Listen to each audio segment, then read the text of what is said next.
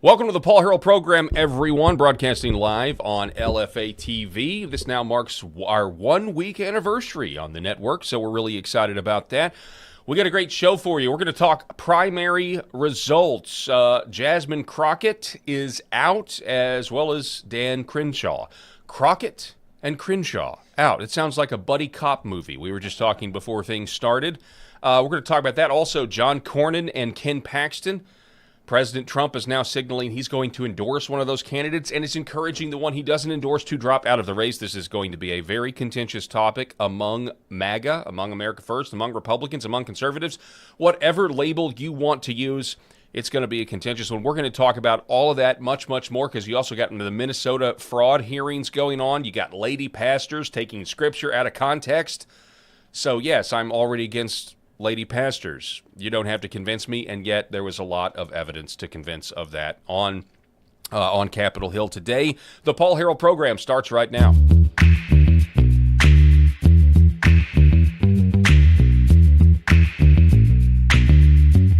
The Paul Harrell program.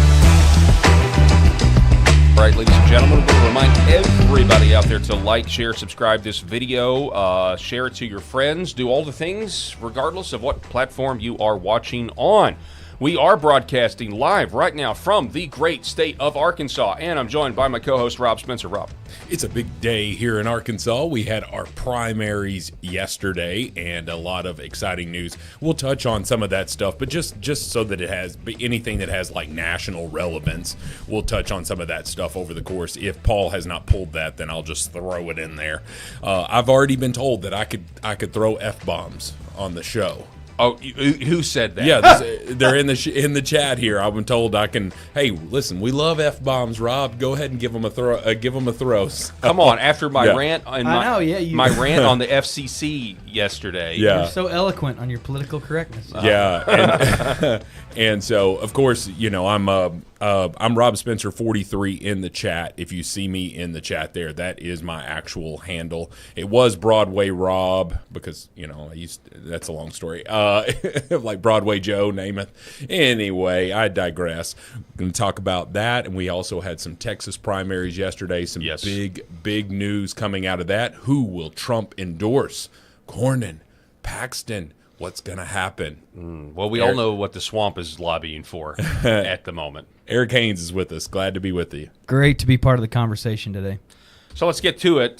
Jasmine Crockett goes full Stacey Abrams in election night meltdown. I loved it. That is the headline over at PJ Media. She's an election denier, folks.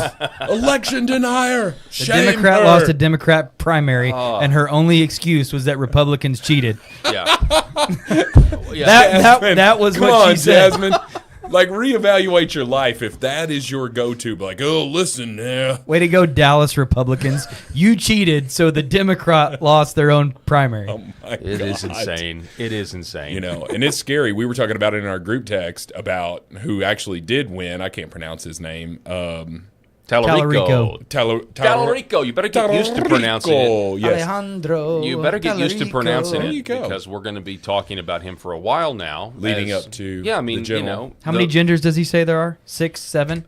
6, 7? Oh, Oh, It's gosh. one of No, those you two. didn't do it. He does. That's what he says. Oh, gosh. Hope my kids aren't watching. Yeah, so this was Oh, her... and that the border should be a welcome mat. Yeah, Yeah. welcome, Matt. And welcome. the thing about Tallarico is, and this is actually a call to the Christians in Texas, specifically, you know, the churches in Texas. I mean, this is a guy who has he has given many, quote, sermons and speeches twisting the Bible, twisting Scripture to try to fit his leftist worldview, Yeah. including the gender thing, including calling God non-binary, you know, including saying that, you know, abortions are good, Yeah. you know, and preaching, you know, trying to twist the Scripture into saying that murder is okay of the unborn. And so really and truly, and this kind of is going to lead into the whole John Cornyn, Ken Paxton discussion, this guy, in my opinion, is very easy to beat, and we'll talk about that here in a minute. But let's get to Jasmine Crockett. This was her... Is there a video of her crying? Please show me that there's a video of her crying. Not really not really crying. Somebody's knocking at her door, it looks like. Not really crying, but she is refusing to concede defeat. This was her late last night. So that's my news, is that we're not going to have election results tonight, in my opinion. You should all go based home. upon what specifically is taking place in Dallas County. Unfortunately, this is what Republicans like to do. There it is. And so they specifically targeted Dallas County, and I think we all know why.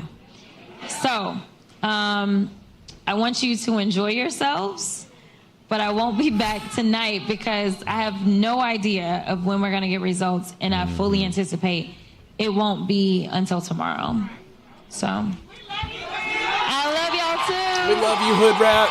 Yeah, as of last night, she was lining up all the lawyers for a big lawsuit this morning, and by mid-morning, she had conceded to Tallarico and was extending lining her up the hand. lawyers. Oh, well, there was that whole, conspiracy theory against her because, Stephen Colbert wanted to have Tallarico on, but they didn't, and the lawyer said, no, you can't because you'll have to give equal time to Jasmine Crockett. And Right. I don't know that I've ever seen sort of the accusations just in the primary of cheating. Usually they'll certainly not on the left. I'll make those accusations all day long. Oh yeah. On our but side. but on the left, I have not really seen a lot of that stuff. What they do is, they might talk about, they want this, they want to make sure that the far left, the radical left, doesn't have a voice. Of course, they don't call themselves the far left or the radical left. They'll say they're progressives, right? But anyway, they'll say that, but I just don't know that I can recall, at least in recent history, any division on the left there where it's like you won because you cheated. Right. I don't know. So, but anyway, yeah. So we had a knock on the door at the studio here because there was an issue, earlier in the day. So I guess I'll just keep on talking because Paul controls the cameras. And so anyway, Eric, so glad that you're here with us. What are your thoughts? Well, the audience will get to see a video of my reaction. So the Stephen Colbert thing had me kind of confused. I didn't realize that was one of the things, is she was ticked off that he'd gotten on his show and she wasn't going to get any airtime, and that's one of the things that she was fussing about. I'm back. Because this is the type of individual, like, I wanted her to win. I would have rather, she's a walking soundbite for the crazy left. And I would have rather her won that primary. So that was what was so ironic, and what I was laughing about last night when she blamed the Republicans, because I was like, no, we all wanted you to win. That's a We great would point. much rather you win and get to watch you go through the general election and have to try to get the votes of the entire state of Texas, which you would not get, Right. and you get destroyed. You destroy yourself over the course of the next number of months. It's scarier though if you think about it through the lens of what Jasmine Crockett's agenda is. Like, let's just say that she made it into the United States Senate. Is anybody listening to that crazy loon? No, they're not. Right? It doesn't matter what she might fall in line behind if the Dems are in control of the Senate.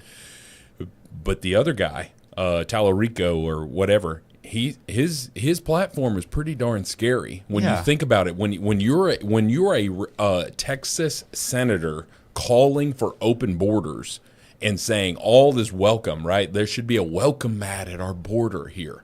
That right there is one of the most detrimental stances a person can have, especially in that state. her entire platform is Trump-hating derangement and whatever TikTok followers want to see as far as what shoes she wears for the day and how she styles her hair. That's literally all that she's about. I feel like Tallarico is essentially a remade Beto O'Rourke.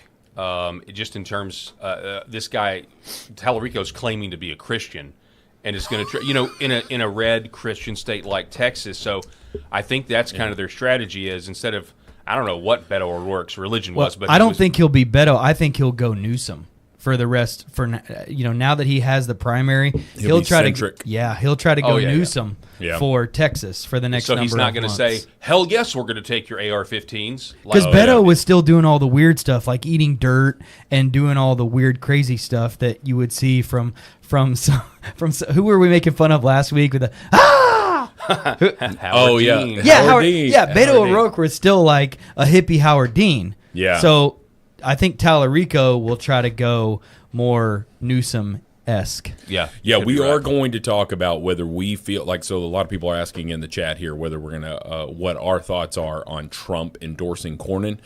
We are Now, gonna he talk hasn't about that. officially done that yet. has Right. he? No, like in terms haven't of seen will that. he, won't he Yeah. kind of thing. Yeah, And so, today's we'll message talk was about Oh, that. well- the endorsement will be soon. Yeah, it'll be soon.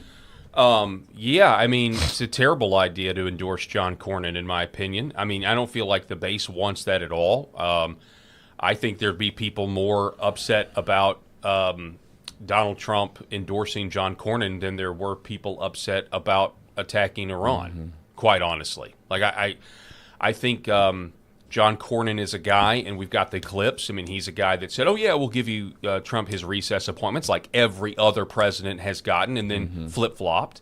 You've got John Thune going on Fox News. "I spoke with the president this morning. I'm hoping he's going to endorse John Cornyn." And now there's this narrative out there that somehow you got to go with Cornyn because he's got the best chance to win against this Tallarico left-wing, far-left radical. And I just don't see how that's a legitimate argument. I know the power of incumbency. I get it. But Ken Paxton is already a statewide name. He's the attorney general. He's a well-known political force. He's hugely popular in Texas. Yes, and think about this. You have, Cornyn, yes, he barely beat Paxton yesterday, but that's because you had the other guy. What is his name? The other guy.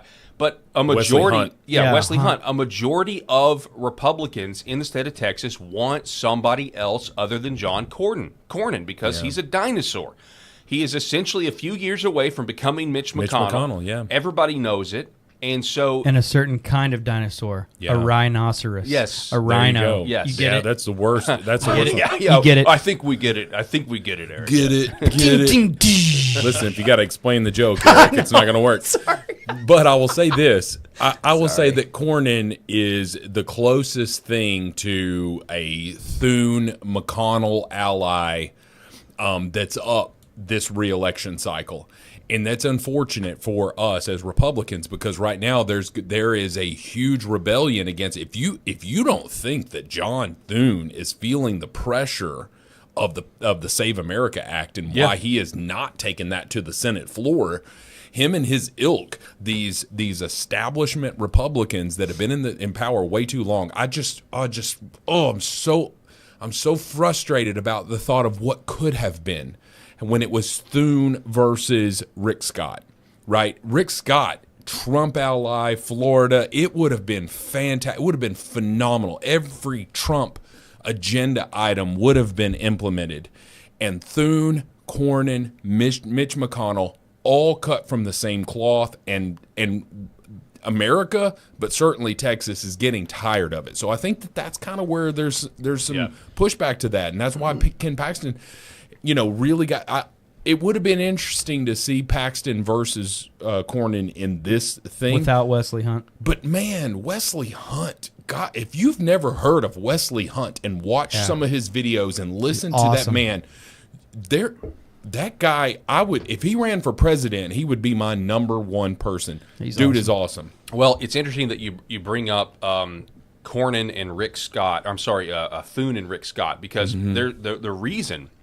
This is relevant. The reason we don't say Senate Majority Leader John Cornyn right now is because Thune was not up for re-election this cycle. And so they chose somebody. They wanted somebody to be majority leader. I did not know that. That would not have to face the wrath of the voters so soon. So right now, if Thune was up, and if any majority leader right now had performed the way John Thune has and had to go back to his constituents and ask for re-election this cycle, it would not work out too well for them. So that's why Cornyn did not get the majority leader, because of this very race, which is another reason why these swamp creatures have got to be made to pay the consequences in my opinion, in my humble opinion, it's just somebody here on the ground. I mean, this is one of the, rhetorically speaking, this is the main reason Trump has been so popular, is because we want the swamp drained, and part of that is escorting I'm over it, swamp man. creatures to the pasture. Your time is over, and Ken Paxton is a viable alternative, and I think he would easily beat Tallarico, and we're just going to have to wait and see. But the swamp obviously wants Cornyn. So if you look at and Eric, I'll let you chime in. If you look at what the Republican Party was in 2014, well, certainly from the good grief, in 2012 we had Mitt Romney, right? Is the Republican Party even in the same city? Not to mention the same ballpark. It's not even in the same city as it was when Mitt Romney was our nominee. So why are we hitching our wagons to these people that are cut from the same cloth? I keep saying cut from the same cloth because you're swamp creatures. You've been there forever, and you are the old guard. Americans are tired of it, and Republicans sure as hell are. I got to finish this segment with Crockett, though, before we've leapfrogged and jumped ahead. But this was another clip of her after her loss last night. All Red has already stated, we encourage each and every one of you to remain resilient. We cannot allow this type of behavior to be rewarded, because so long as they know that they can win, even if it means cheating, then they will continue to do it. So I am asking you, I am begging you to make sure that you go ahead and figure out where it is that you are supposed to vote, stand in line, wait in line. So there you have it. Really? Okay. What does he say? Rewarded or rewarded? Oh my goodness! Man, I wish she'd have won. I'm not going there. I'm sorry. I wanted her to win so bad. Yeah, that's the thing. Republicans stole it, but it would have been better if she'd have won. She'd have been way easier to beat. But that brings us to the next victim in the primary. Last night, Dan Crenshaw. So I was Yes. Obviously, this is a guy who had become, he got elected. Didn't he go on Joe Rogan first? I'm pretty sure he went on Joe Rogan when he was running initially. I can't remember. Or shortly that. after. Honestly, one of his biggest claims to fame, and the one that shot him into sort of a stratosphere of popularity, was when that did he take SNL. Well, that Yes. SNL He did dispatch. Pete Davidson. Yeah. Pete Davidson made fun of him, and then he's the victim. And and then That's right. Dan Crenshaw actually went on Saturday On- Night Live, and yep. Pete Davidson apologized to him Right. live on air. That kind of sent him into the mainstream, and we're kind of seeing what the fallout of when that popularity wave falls. Yeah, you're exactly right. That's true. Yeah. So, but he quickly became one of the most arrogant members of Congress in terms of anytime he was confronted, it's one thing to stand up for yourself, but it's another thing to just kind of aggressively go after. He went on a podcast one time and, talked about heroic archetypes and mentioned Jesus Christ as a heroic archetype and Superman, full stop. And then he went on and said, but there's also real archetypes.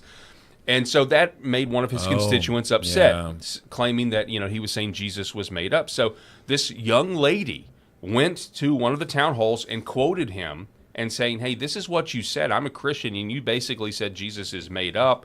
And instead of explaining himself, he basically goes after him. Don't question my faith. And don't question my faith. Wasn't it like a 13-year-old? It was some kid. And it was, and this was a pattern with him. Any form of accountability that the people tried to bring to him, he dismissed them. This is why this video is so good, because he was so easily triggered. Yeah, like a psychopath. This is like triggered like a psychopath. Yeah. Sean Ryan. I mean, he was in a big legal battle with him. He did recently, because Sean Ryan was trying to expose the fact that, like, dude, you've been in Congress now, and how many millions of dollars are you worth now? It's the same conversation we were having last week about, insider trading for these guys, and he fits under the same cloth as Nancy Pelosi. as far as a stock watch. Well, and even it's kind of brazenly defended. Like, how am I supposed to live off of $178,000 a year? Is that Sounds what he like said? AOC. Yeah. Oh, He yeah. said that? I Yeah, he forgot goes- that he said that. Yeah, he's like, we have to be able to earn a living and stock, do stock trades and all this stuff. And you're just like, Dude. do you know how many? That just shows how many Texans in his district make less than $176,000 Yeah. or whatever our current congressional salary is. Dude is so out of touch with things, and he's been out of touch with things. And everybody would say, "Oh, he was in war, and he was injured, and all this stuff." That's all fine and dandy. There's a lot of lunatic liberal leftists who were in war and former military. It doesn't mean that your brain is not rotted. Right. And this guy is suffering the consequences today, and I love it. Yeah. Somebody in the chat, hang on. Okay. Somebody in the chat just said this. I'm sorry. Point of personal privilege. Let's see. PG name says, doesn't Paul Harrell look like the actor Clayne Crawford? Did you have to look him up? Who's I don't know Crawford? who Clayne Crawford is. I have no idea. I've never heard of Clayne Crawford, but we did look him up, and I don't know. I don't You're a really know. Sundance. You're a Sundance TV star. Do you see the resemblance? I don't see Not the necessarily. resemblance. I am jealous I of see your it. hair, Paul. Well, that's fine. Get in line, brother. Get in line. Look at that. Man. Well, No, I I just want to say baldness is a sign of high testosterone. No. I keep having people accuse me of dyeing my hair, and I'm not gray yet. And people keep accusing me of that. I just FYI, I don't dye the hair. Just for Paul, not just for men. Just for Paul. just for men. It just hasn't for Paul. happened yet. I've got a little gray in the beard, but it's Yeah. not in the hair yet. But people keep claiming that I'm Wow. a fraud of some kind. I had a buddy from high school, text me watching the stream the other day. And be like, "You've been dyeing your hair." Because he's sitting there with like salt and pepper Yeah, I'm like, no, crop dude. top there, I wouldn't do that. Anyway. The grayer you get, the more respect you get. Anyway, Paul, until you get look like Ron Swanson. That's That's it. the one. that's it. Log 23, From you Parks are and Rec. correct. You are correct. That's the one right there.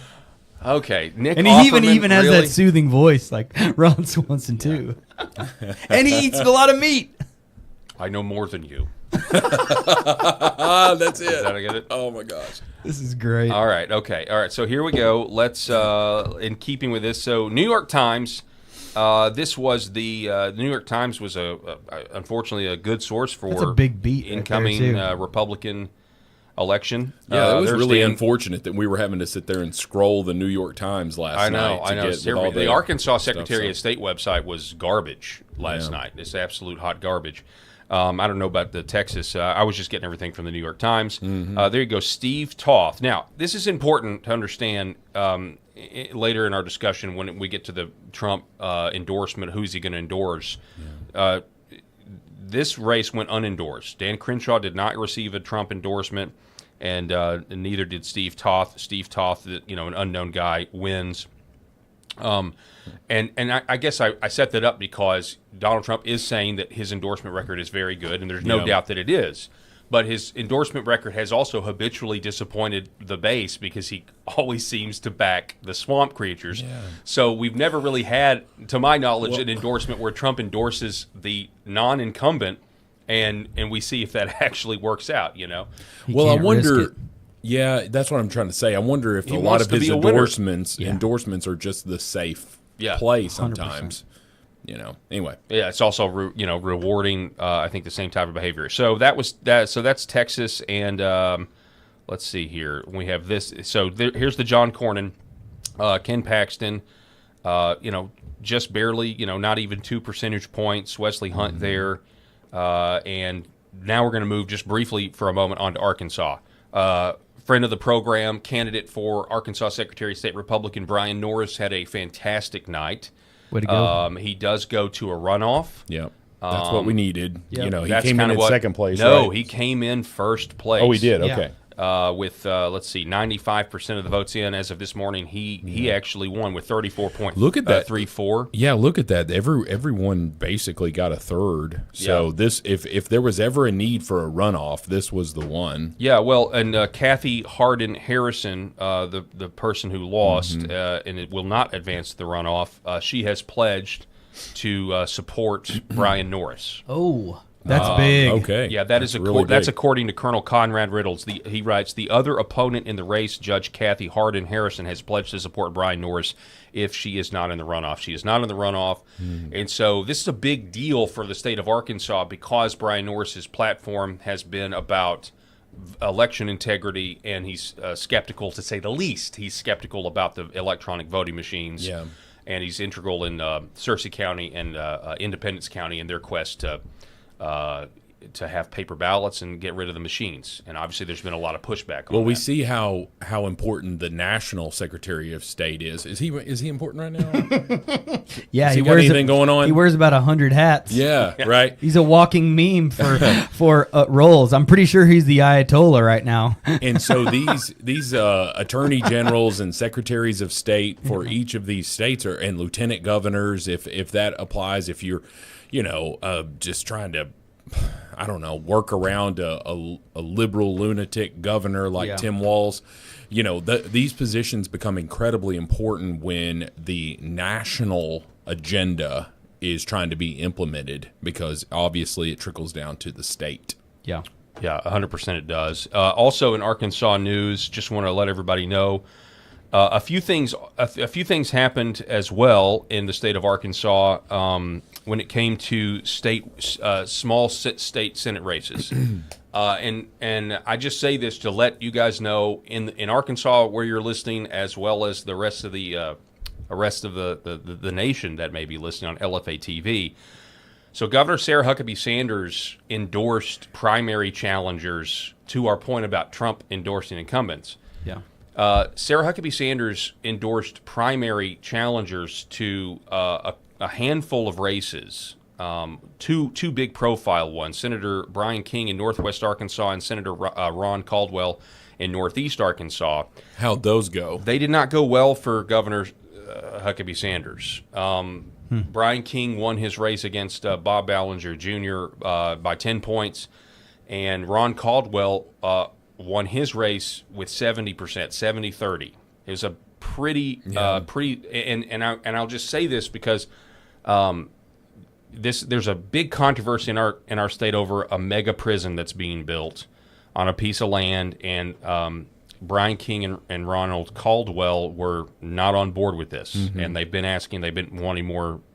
They've been wanting information about transparency, money, that sort of thing. The type of thing you would expect responsible legislators to be asking. So the governor supported the primary challengers. Specifically for Ronald Caldwell is the interesting one, because she got Kid Rock to endorse. Yeah. Kid Rock endorsing someone in the state of Arkansas. Yes. She got Kid Rock to endorse Bo Dirt Bohannon is the guy's. You see it right there. What a name. Sorry, folks outside of Arkansas. I know. This is how we roll, apparently. How we roll. Bo Dirt. Senator Ronald Caldwell defeated Trey Bo Dirt Bohannon in a Republican primary. And again, just a few weeks ago, right as early voting was going on, Kid Rock actually made this endorsement. Hey, this is Kid Rock. Oh, gosh. Shout out to the great state of Arkansas. My friend, the governor, Sarah Huckabee Sanders, who's been doing a fantastic job down there, reached out to me about helping her friend, Trey Bo Dirt Bohannon, get across the finish line and win the state Senate in Arkansas. So I'm throwing my support and my endorsement behind Bo Dirt, Trey Bo Dirt Bohannon. All right, so it did not paid work him out. $60 on that app. Okay. You know, that you man. send, you It send did not people work out. happy what is birthdays that? from. You know, the What is app. that app called? Oh, I don't know. Oh, there is. You can go on and find really? celebrities, You can find- different yeah, celebrities. You can and get your birthday. all I've that always stuff. wanted to do a professional Cameo. wrestler. It's called Cameo. That's Yeah. a $60 cameo. And you can go on right there. You can pay them like Kid Rock. You can go on there and pay them like $200, and they Yeah. will record it. Like they'll sing "Happy Birthday" to to Like if Look we it want up, to send man. one to It's Paul, hilarious. happy birthday, dear Paul. All right. It's so like, this okay, actor, what's his whatever. face, could wish me happy birthday that Yeah, supposedly man. looks like me. Let's do it. It became huge during COVID because so many of these actors and professional sports athletes and stuff were not getting paid. They weren't out doing anything. So this Cameo app started up. It took off, yeah. And I mean, it just really, really took off. So Interesting. I mean, you could have Ric Flair call Well, you, and the call you and, and the tell bigger- you happy birthay. and the bigger the celebrity, the That's more right, it the more costs. expensive. Okay. and all that stuff. So anyway, All right, so you know anyway, what? We need to create a Cameo account. be Be awesome. like, hey, the Paul Harrell program wishes you a happy birthday, and then we can roast them if we want to. Yeah. 75 cents for Yeah. ours. That would Yeah. be good. So I'll just say this. This is the last thing I'll say about the local Arkansas situation. As somebody that covered the Asa Hutchinson administration in Arkansas, like really like down to the granular level. Yeah. He was a 2-term governor, and in that first term, his endorsements meant you would win. He would back primary opponents or he would back incumbents. really popular. and he got it done. It wasn't until his second term that his endorsements he started losing. Post COVID. Okay, and so all I'm saying is Governor Sarah Huckabee Sanders, she is in her first term, and her endorsements, and just point of fact, in these races over this issue, I mean the people of Cross County, which is where Ronald Caldwell is, just south of here, 2 counties south of here, a Kid Rock endorsement didn't do it for him, right? Also, the 35 mailers, I was told today something like 35 negative mailers went out. Comparing the incumbent Republican Ron Caldwell to, like he loved communist China, that he was the biggest abortion supporter, a lot of really, dishonest stuff. And they also, there was also some people that tried that against Brian Norris, besmirching his military record. That's So- a big turnoff in general. Yeah. Yeah. Don't do that. Yeah. We've seen that happen over and over and over again locally. The negative stuff does not work. In the chat, PGE name. We see that it's your birthday, so happy birthday. I don't know how to Who? say your. Yeah, it's called PG. Today is your birthday, name. Rob? Not mine. Whose birthday? PG. Are you listening to me? Okay, I'm sorry. PGE name. You're not even listening to me. You're just checking out over there. You're reading the chat, aren't you?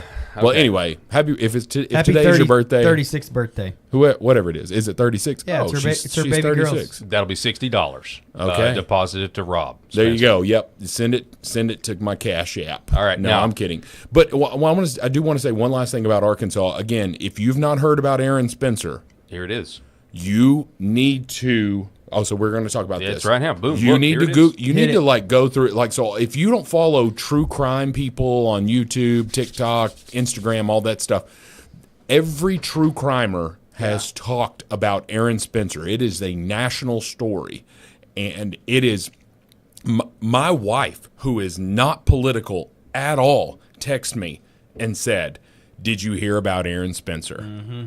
So just to catch everybody up, and I'll pass it to Paul. Aaron Spencer was running for sheriff in the Republican primaries, and let's just be honest, that is the election in that county because it is 75% red. So Aaron Spencer running for county sheriff there while being on trial, about to start for murder. Second degree. Second degree.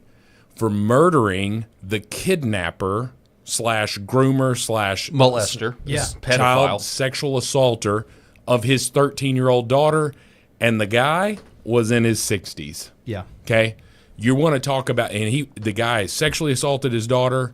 I guess he's groomed this girl, and he has warped her mind and all of it. So I can't pretend to say all this stuff. But anyway, so this guy was arrested. He was out on bond, and he comes and gets the girl again at like 2:00 in the morning. It's just disgusting. And so Aaron Spencer, he awakens, finds that his teenage daughter is missing, goes out looking. It's a small rural county, so it doesn't take very long to find this guy's truck. Yeah. And an altercation ensued, and Aaron Spencer ends up killing that guy. Now, he should have never been charged. If you read 100%. the facts of the case, he should have never been charged. But he was charged, and he is about to start his murder trial. and he was just elected Yeah. the Republican primary winner for sheriff. Yeah, and you know who... The irony. Yeah, the irony. And matter of fact, let me see if I can't find this, because I posted about it. Yeah, so the old sheriff here that just lost last night, his name is John Staley.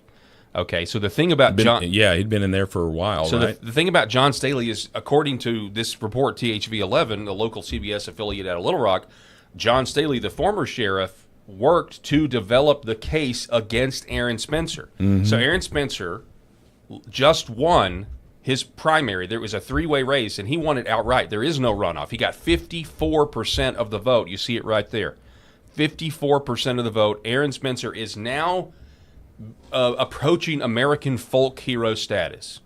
Like the idea that you act in the best interest of your daughter. You go and you find the molester at a time when pedophilia is on the rise. We had a whole segment on it yesterday, how they're trying to normalize it, how to have sympathy for it. That very sympathy is why the judge, I'm sure, let this sicko out on bail to begin with. Yeah. The same judge that then tried to put a gag order on the case after the molester was killed, and the Supreme Court had to shut that judge down and then kick the judge off the case, basically. Yeah, think about that. The judge for this case was kicked off by the Arkansas Supreme Court before the trial even happened because of her obvious bias. Yes. And they're saying that she had connections to the existing sheriff and all of this stuff. I don't know about all of that, but I can tell you that she had some obvious bias, and it was showing. And so he's approaching American folk hero status to kill his daughter's molester on the side of the road. Then he gets charged, and he says, this isn't right. You know what? I'm going to run for sheriff. Yeah. And then the people speak, and they say, You you know got what? our vote, Yep. buddy. This is Wild West type stuff. This is instant accountability type stuff, and it's stuff that makes lawyers and those people, everybody who's been to law school or anybody who you can even see how uncomfortable, in my opinion, the news anchors are on this video having to report this story. One thing to somebody is Aaron Spencer a good person, and I've never met Aaron Spencer, never no met him relation, even though we share the same last name. I don't know if he's a good person, but I can tell you this: I have a 12-year-old daughter. And I text my wife this, every bit of crazy that I have to keep at bay, because we all got a little crazy in us. I know exactly what you're talking Right. about. The contained rage that Yes. a father has is a constant thing, to just constantly contain your rage. The worst Give me an excuse. The worst whippings my 15-year-old now son has had throughout his life is when he's put his hands on his sister.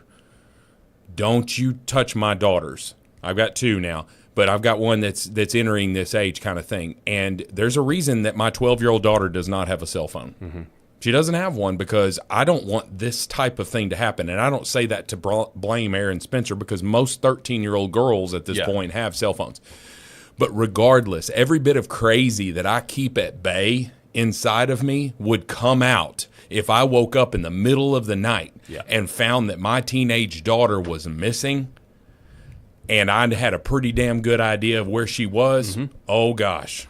Yeah, the scene from the hatchet scene from The Patriot comes to mind. Oh, you guys know the hatchet scene from The Patriot? 100%. Brutal. 100%. Brutal. So he's won, and so now, and to the point, we're going to reach out and try to get Aaron Spencer on the program. Would love to have him. Attempts to, early attempts that we start, did that. His attorneys, I think, wanted everything to kind of, because there's a pending trial. Yeah. Right? Mm-hmm. So now that he's won, I don't know. The people have spoken in Lonoke County, Arkansas, about Aaron Spencer and whether or not they think he's a good person. Yep. So we can trust those voters because he has run a campaign, he has put out statements. But then there's the other aspect of, we got to pray that the jury agrees with the people, the 12 people that get on that jury, and learn a little phrase that judges hate called jury nullification, by the way. Even if he's guilty by the letter of the law, jury nullification, everybody will be screaming for that. We've all seen A Time to Kill. I don't know if y'all have seen it. Y'all seen A Time to Kill? Oh, yeah. Yes, they deserve to die, and I hope they they burn in hell. And now, because of Dave Chappelle, everyone is actually imitating. Thinks it's Samuel L. Jackson. Yeah, everyone is imitating Dave Chappelle's imitation of Samuel L. Jackson. Yeah. I plead the fifth. Yeah. 1, 2, 3, Fee, 4, 5, 5. Fizz if. Anyway, that movie is. Paul, you should run for governor of Arkansas. I'm told. Well, in the chat. Well, Governor, I don't know about that. Governor Harrell. I don't know about that. I don't know. I don't know if I would. People have asked me to run for office before, and I've always said no because it just doesn't seem to be my my bag. I don't know. The glad handing and the fake. I wouldn't have time. I don't know if I couldn't do it. Schmoozing. Couldn't do it. Couldn't do it.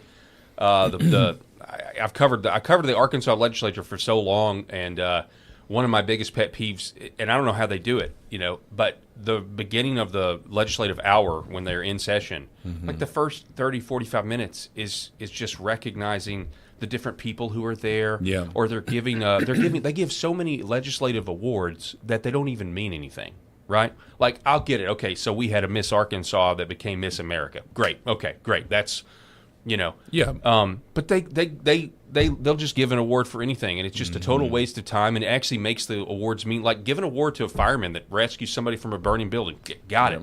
But they're giving people awards that haven't really done anything, and then you're just wasting all this time, and I just can't stand the pomp and circumstance. It's just so obnoxious to me. And it reminds me of do you guys remember the 2010 BP oil spill in the Gulf? The Gulf of now America. Yes. Rightfully named the Gulf of America. But the BP oil spill, so it caused millions and millions of dollars worth of damage. We're talking about, vacation home owners that were in the Gulf there in Destin, Florida, and Pensacola and all of that stuff.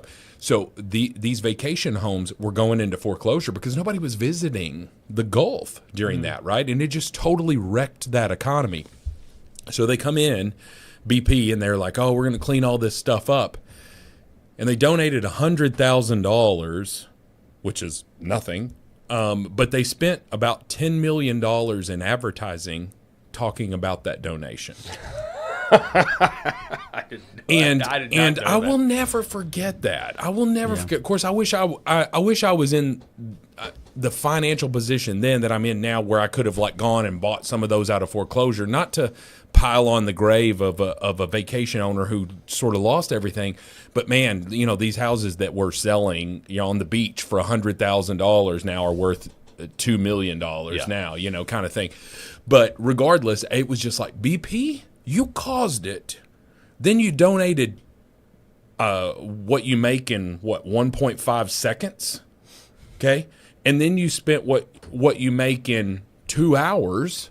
You spent that telling the world about on it. The back. Okay, that's what politics are. Yeah, you literally get these donations in, right? And then you're like, well, this is what I did. I went in there. I challenged the president on this, if you're on the Dem side or whatever. I challenged the Senate, and we brought this to the floor. How did that vote go? Well, it lost, but and then we're gonna do all these commercials that are out there, like, you do this and we did this and I stood against the big industries and big pharma and all that stuff, but none of it mattered. And so anyway, I'm rambling, but you get what I'm saying. I put it in the same vein. BP, politics, same thing. And I just don't think Paul could live in that world. Thank you. I appreciate that. I sure as hell couldn't. I don't think I could either. Here is a quote from the chat here. We've got Calpurnia61. I actually got kicked out of a courtroom when called for jury duty by sitting there with a jury nullification handbook. Oh, that's good. So you were just like holding it up, like, yeah. You want me on this jury? I want to get out of this. Yeah. I got to get back to work. I've always wanted to be on jury duty. I've never been. I guess I did get called one time, and my schedule just wouldn't allow it, and the judge let me out. But if things were different, I've always wanted to be on a jury because I want to be fair. Sure. But then I figured I always figure I wouldn't even make it past the examination. Like, what do you do for a living? Oh, well, I have really strong political opinions. And there you go. Well, if it's in that vein at all from politics, you're out, buddy. Yeah. Sir, Your Honor, we'd like to use our strike. 100%. This guy. All right, let's reset here. We're going to take a quick commercial break. We'll be back here in about 1 minute, and then let's get into the John Cornyn situation, the endorsement. We'll talk about that and go over a little bit of John Cornyn's track record. Don't go anywhere. This is the Paul Harrell Program. We'll be back here in just a moment. I'm Brian Norris. retired Army First Sergeant, husband to Kelly, father of 3 amazing girls, and a lifelong Arkansan who puts faith, family, and fair elections first. When Independence County demanded real election transparency, I led the charge, petitioning voters and winning at the Arkansas Supreme Court. Now, Little Rock bureaucrats are punishing counties like Searcy for putting voters first. That's not real conservatism. It's big government overreach in disguise. That's why Trump allies like General Michael Flynn, Mike Lindell, Justice Michael Gableman, Colonel Conrad Reynolds, Senator Wendy Rogers, and Senator Mark Fincham back me. Together, we'll secure Arkansas's elections and inspire the nation. As Secretary of State, I'll implement President Trump's executive order, verify citizenship, replace hackable voting computers, and build trust with verifiable paper ballots. I'll cut red tape for businesses, harness our natural gas and lithium boom, and attract tech jobs to grow Arkansas strong. This is our fight, our future. Join us. Paid for by Norris for Arkansas. All right, welcome back to the show, everybody. Is this real? Are you seeing this on the screen right here? U.S. Senator and Navy SEAL Tim Shealy just personally jumped in and helped Capitol Police take down a belligerent man aggressively interrupting us here and here. Okay, never mind. I think that's, well, let's just go ahead and show. I don't want to tease you guys, so let's just throw it up there. This just came across my screen here. Listen to this. Pipe it in here. Out! No one wants to fight for Israel! His hand! His hand! Oh! His hand!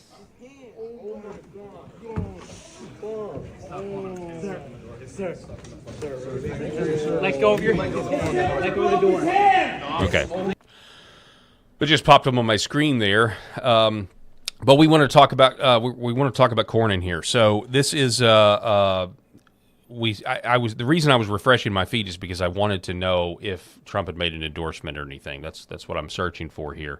But what we found out earlier today, President Donald Trump, of course, you guys have already heard the news. We've already talked about it here, that President Trump is going to endorse somebody in this Texas race. Is it going to be Cornyn? Is it going to be Paxton?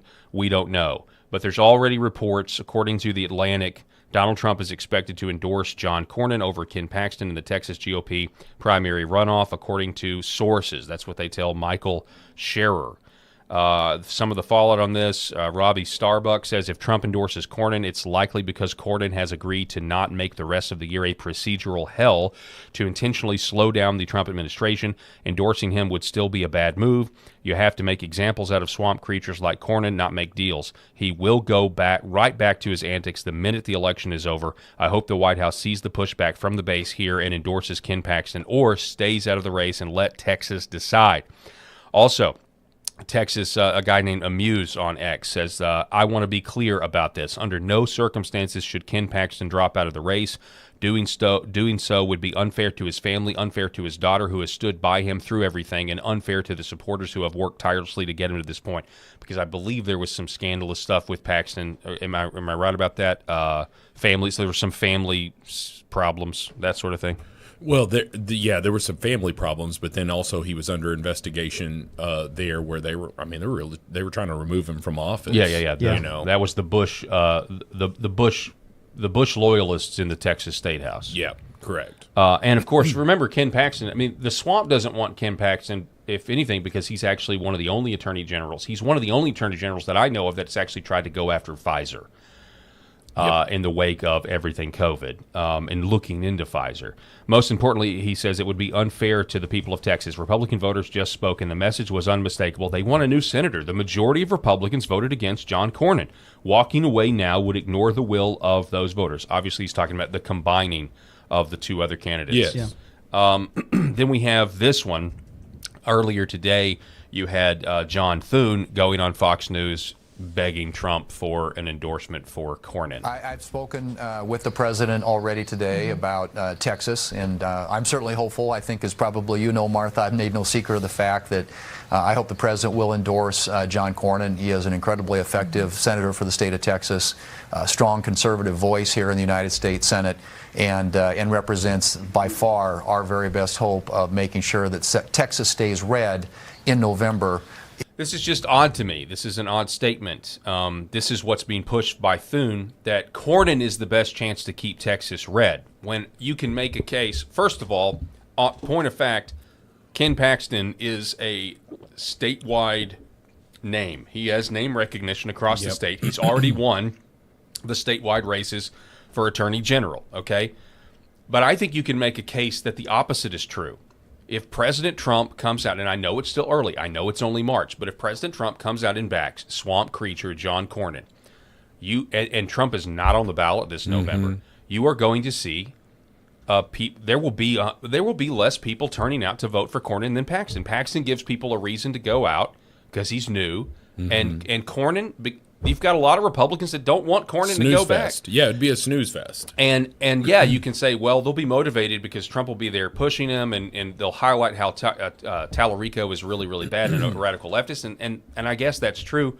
But I think it's far more likely that you have people stay home in November if Trump backs Cornyn. I really do. But I think that's correct. And also, the only way that Cornyn would have a better shot than that is if the Dems were already in control, because Republicans only show up for midterms, it seems, when change is like we need change. Yeah. Well, Cornyn would be change at that point, because it would be reinforcing the Republican numbers so that hopefully they could take over the Senate. At this point, the best chance, to your point, Paul, for a change turnout would be Paxton. Or if Crockett had beat Tallarico. Oh, yeah, that would. Then it would have been a joke, been fun. And then everyone would have been like, I don't think there would have been any question if Cornyn would have won, because because Jasmine is Jasmine. Yeah. I think every word that Tallarico has ever spoken that is extreme leftist ideology, which apparently is every other word out of his mouth, if that's going to be played in full rotation up until November. Now, who does that favor? I don't know. It'll need to be, because, like I said, my prediction is he'll go full Gavin Newsom until November, and try to make everybody in Texas think that he's some good old boy cowboy. It pisses me off so much. Christian middleist or whatever. Yeah, middle of the road. Yeah. I don't think. I mean, he'll try that. He's going to slip up. He's not going to be able to not say something crazy. These people are religiously nuts in terms of they have a leftist woke religion, and it's going to seep from his pores. He's not going to be able to hide. Here's John Cornyn. Let's think about this. John Cornyn famously said, hey, Trump's going to get recess appointments like every other president, and this was what it sounded like back in the day. Be talking about recess appointments. On the issue of vetting, though, how critical is it then to have access to what the House Ethics Committee has found in their investigation? I think there should not be any limitation on the Senate Judiciary Committee's investigation, including whatever the House Ethics Committee has generated. So you want to see it? Absolutely. Okay, well, this is obviously the wrong clip that we pulled here. Yeah, but he just, he skipped past the recess appointment question there. He wanted to move on to something else. Right. Yeah. Okay, so that makes sense. And then this would be my next argument, is that if John Cornyn gets back in the Senate, you can't trust him. I don't care what kind of deals Trump is trying to cut. I don't care if he's trying to cut a deal with Thune or Cornyn or whatever. Potentially you could see something. Well, I will get the vote on the SAVE Act. There's a lot of just bringing the standing filibuster. There's a lot of different ways to kill that. Sure.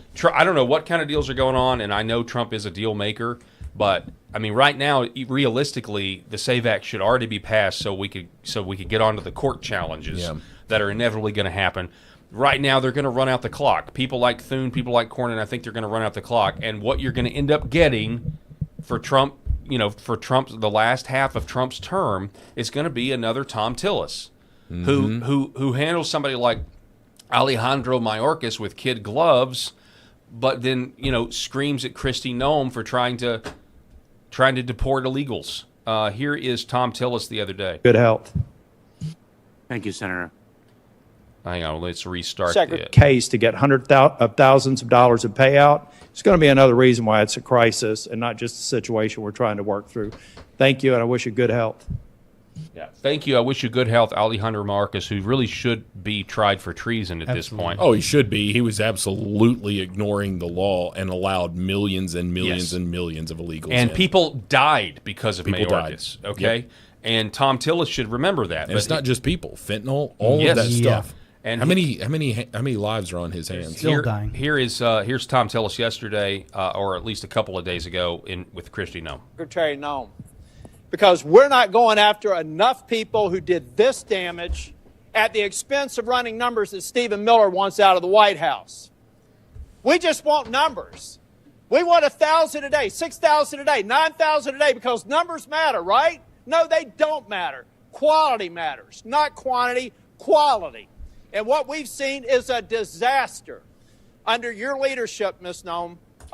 So that's what you'll get with John Cornyn. I want to reach through the screen and punch the shit. Oh, sorry. I want to punch the crap out of that guy.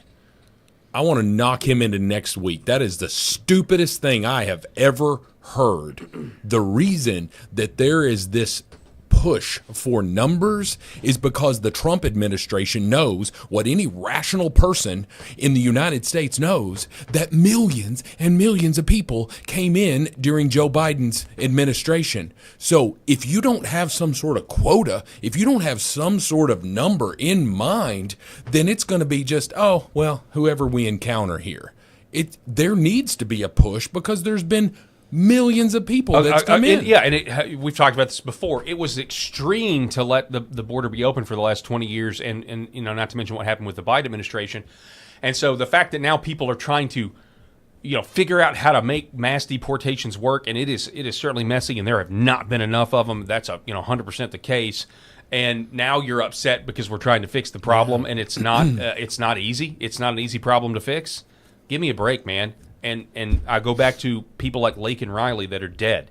Tom Tillis should be way more outraged that Americans have died because of this policy than the people who are actively trying to fix it. Mm-hmm. He's a joke. And I'm telling you, John Cornyn, if he gets that Trump nomination, he gets back in there, he is going to be Tom Tillis the way Tom Tillis is now, because Tom Tillis is not running for re-election, and he can basically just dance to the piss beat in the wind. of the liberal media and try to get accolades, maybe try to get, Tom Tillis could very well become a contributor on NBC or Now or PMS or whatever they call it. PMS. We've said it before that the best of us are not representing us, and that's a classic example of it right there.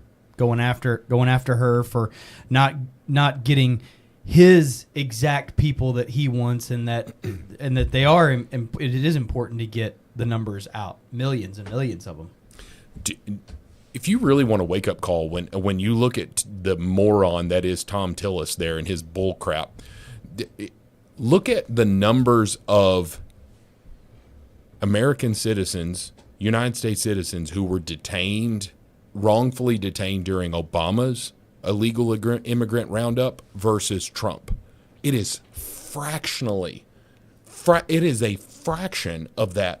The Obama administration was much more reckless with some of that stuff. The Trump administration is, and maybe you could say it's because intel is greater at this point. It's been 12 years or, well, I guess 10 years since Obama was in office there. You could say that that's what it's coming from. But regardless, what are your gripes about Kristi Noem? Mm-hmm. You can say, oh, well, she's doing too many commercials wearing her, her $500 hairdo or whatever. You can say all that stuff. Okay, that's fine, but you can't argue with the results. No, in my opinion. I mean, she came out last week and told Patrick Bet-David that she's being spied on. There was spyware put on her phone. They found a secret skiff in a door that's been there for a year. There's a reason that the intel oligarchs are monitoring DHS that way. Is anybody shocked by that? Yeah, I mean, it's because I see that as a sign that, hey, they really don't want DHS and the deportations to be a success, and they're spying on them, and they're trying to get as much dirt.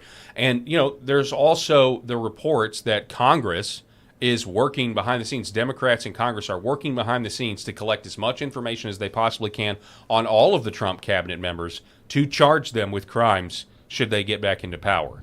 That's going on right now. There's even people, according to some, that are the career communist attorneys that are still in the DOJ that Pam Bondi has not fired, that are also doing this. They're also trying to document this. Yep.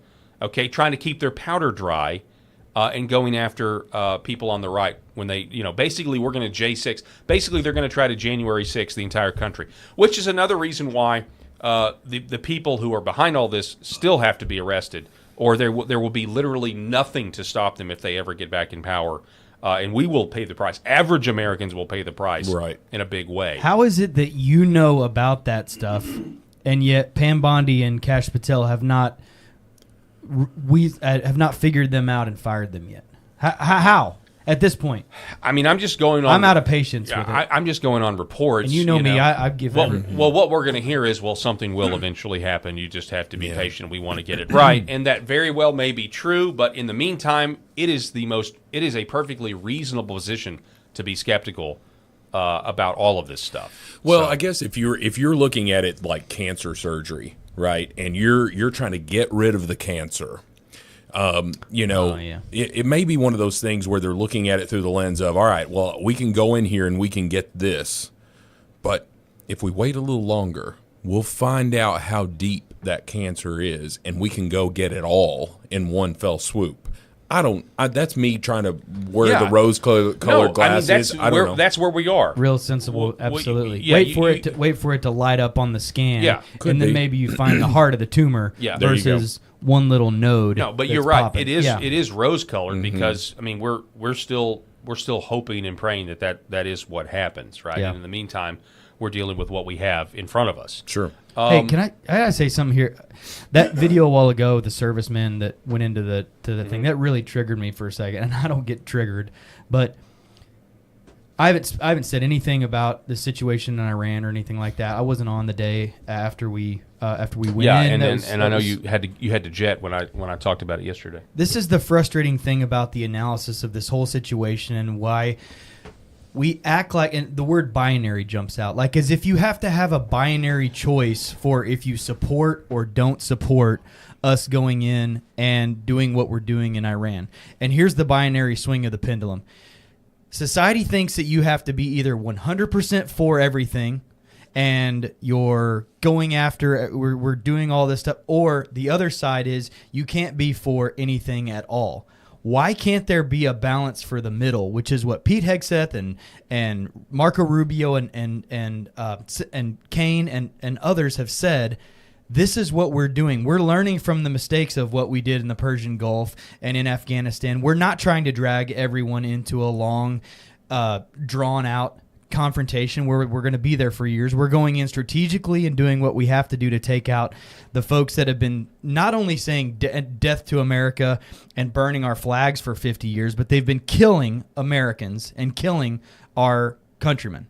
So why can't we just support what's going on and be in the middle versus feel like we have to get on one side of the pendulum or the other, which is we're completely against everything and Trump's a warmonger, or we're a bloodthirsty Trumpkin that just wants to kill everybody and destroy everybody. I don't understand that, and I feel sorry for servicemen like that who feel like that they have to go out and do that to say we're not wanting to fight for Israel, because I agree. I don't think that's why we're there. And I don't think we're there because they burned a bunch of flags and have told us that we're the infidels for my entire life. I think we're there because we're trying to prevent a catastrophe and that they will park a nuclear weapon if they get the ability to do that the first chance they get, unapologetically.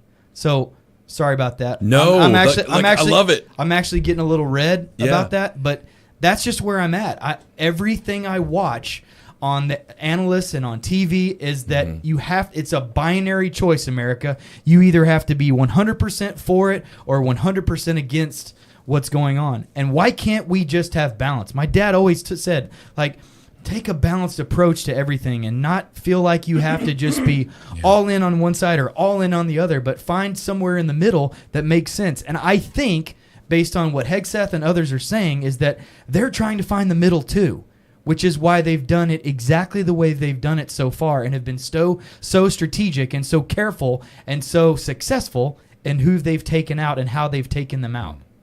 Am I wrong? No, you're absolutely correct, and I think that if you were to take a poll of the American public, right, and you looked at it and we just say, and I've always just said, there's this extreme left, there's this extreme right, the extreme left. No matter what Trump does, it is evil, it is bad, and then you've got maybe this extreme right that's like that man is perfect, he's the second coming of Jesus, right, and 95% of America is somewhere in between. Yeah. Right.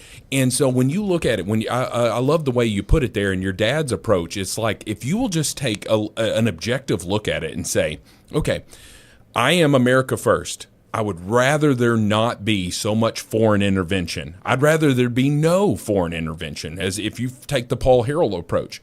But if you look at it and say, all right, this country has been pushing the boundaries for 50 years.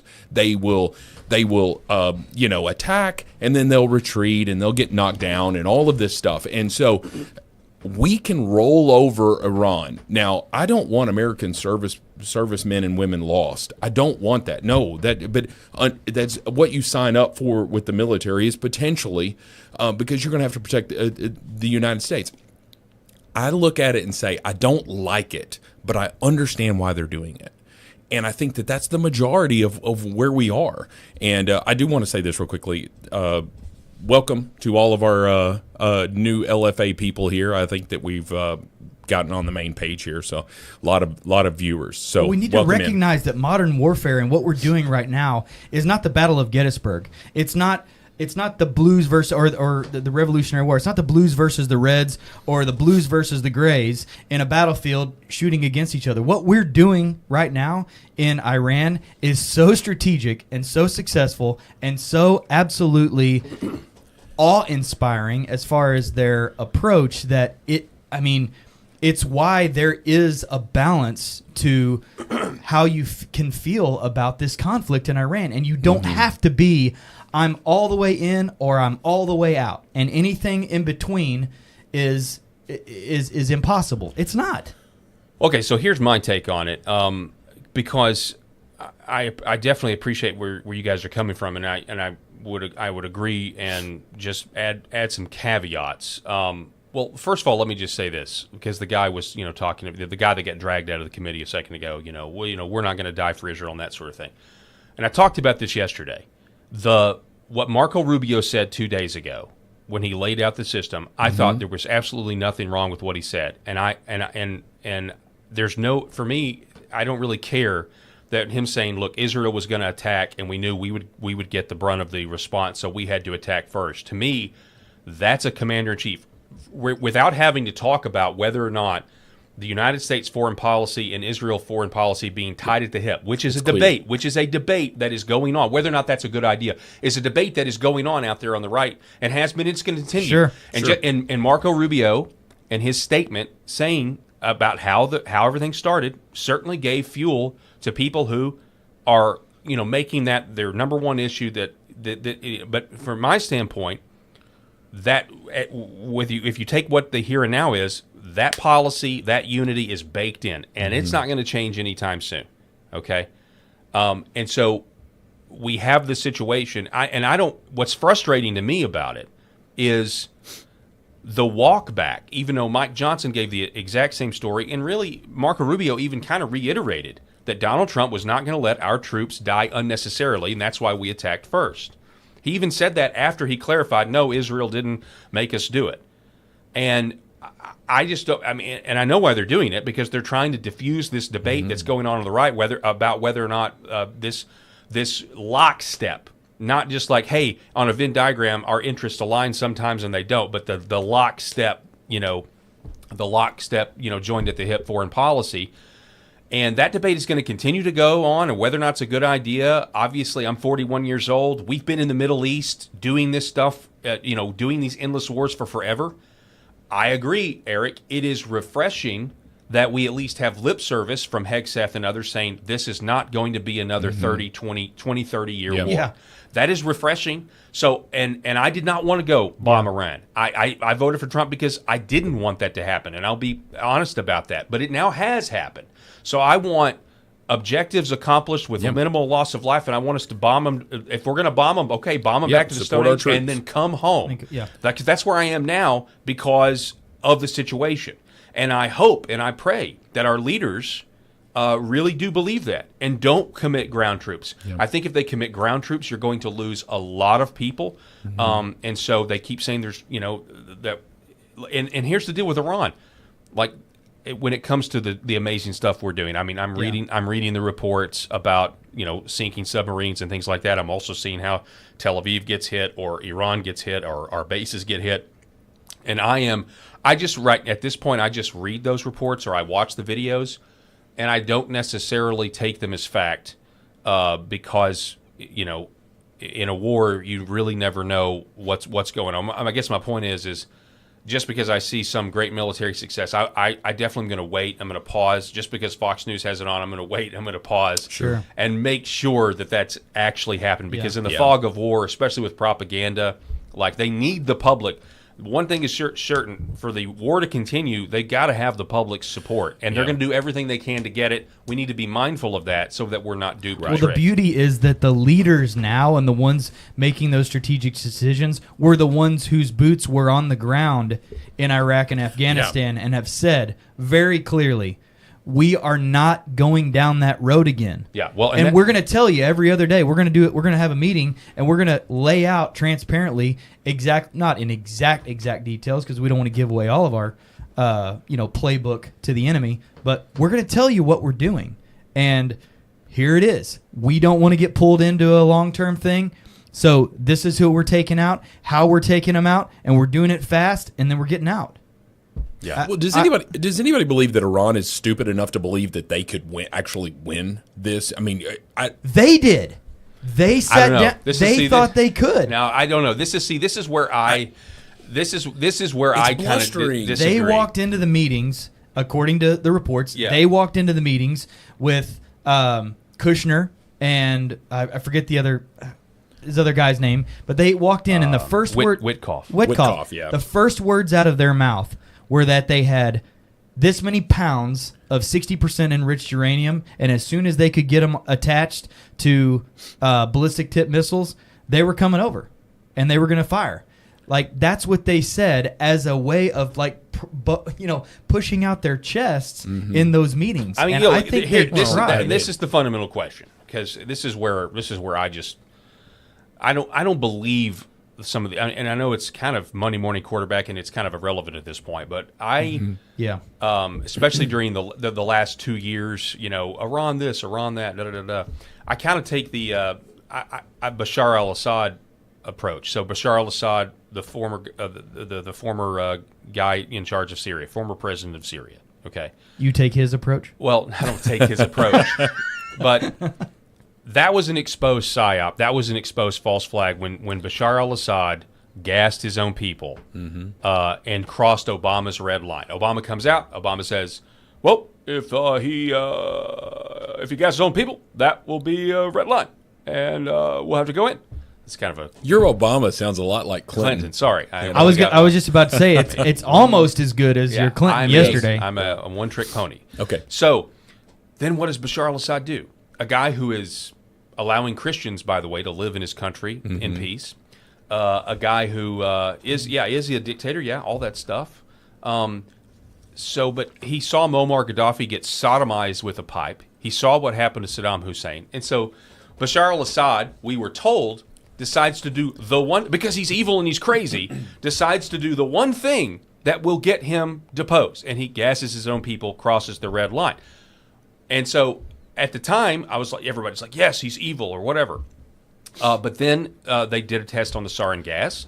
Seymour Hersh wrote a fascinating report called The Red Line and the Rat Line, and it exposed that the gas was from Turkey, and the whole thing was a setup to try to get us involved in Syria. Now, There are still people to this day that dispute that. Donald Trump himself has even continued to say that Bashar al-Assad was responsible for that gas attack.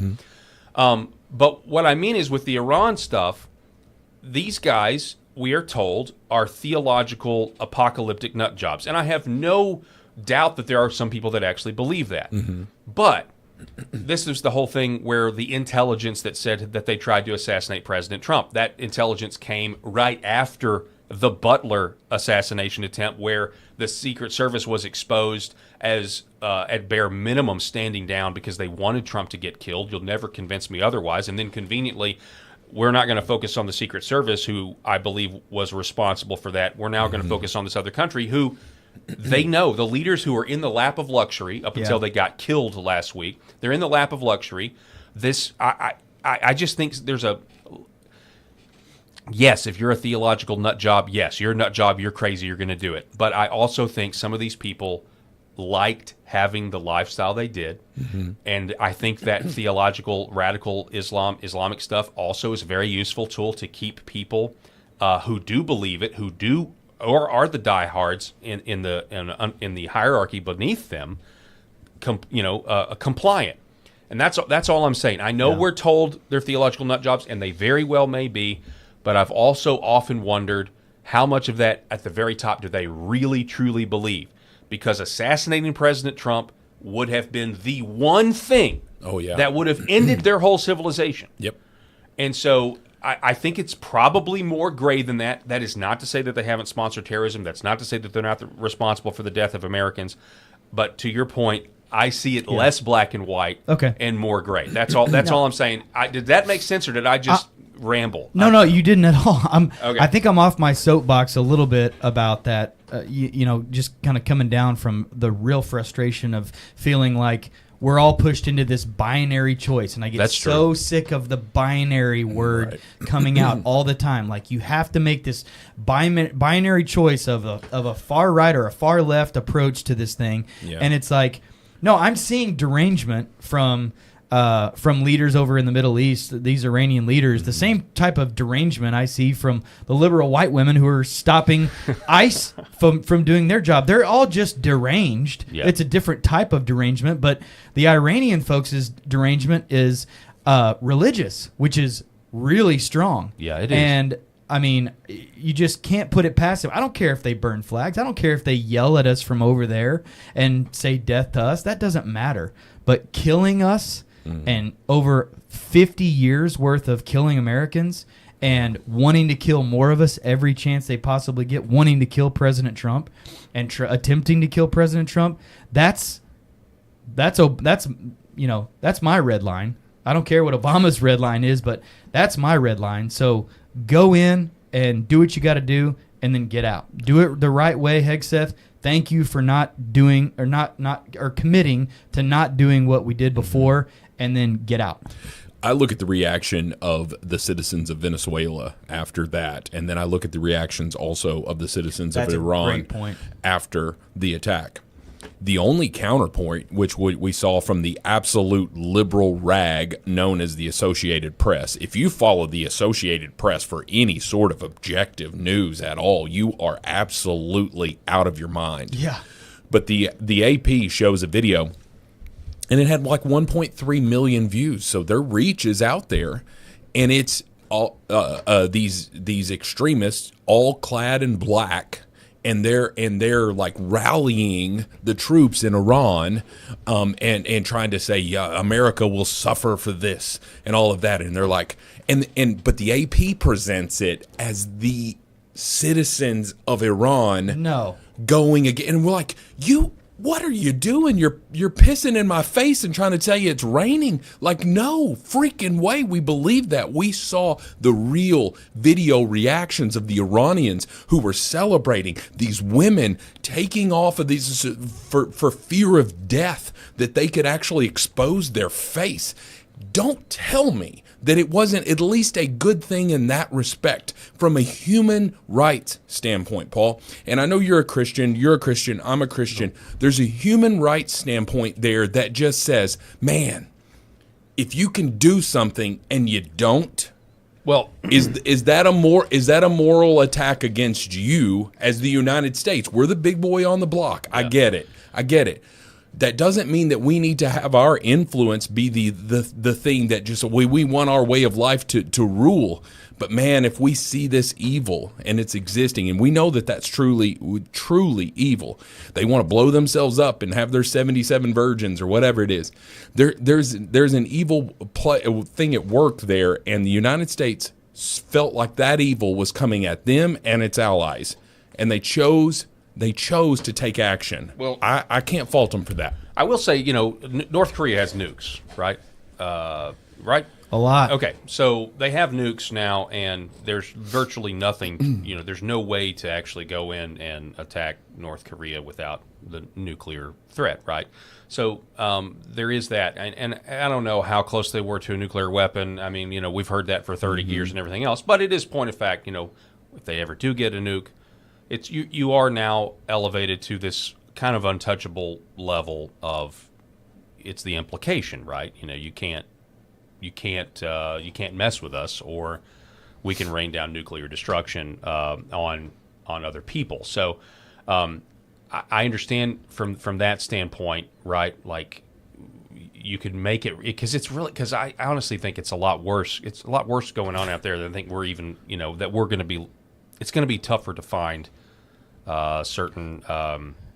Do you think what I'm trying to say is in the mainstream, it's going to be tough. If it turns bad for us, is what I'm trying to say. Yeah. We're going to be the last to know about it. The fanaticism That's all I'm trying to say. Of North Korea versus the fanaticism of the leaders of Iran is the difference, though, wouldn't you say? Yeah, I mean, there's definitely a self-preservation aspect, more so, I would argue, in North Korea than there is Iran. Again, but I do think self-preservation is a thing that just gets totally dismissed because if you just say they're crazy and evil, then it is. Then we don't have to think about it. But look, North Korea is just poor. Look, and I had something else that I was going to say, but I forgot what I was actually going to say. That's okay.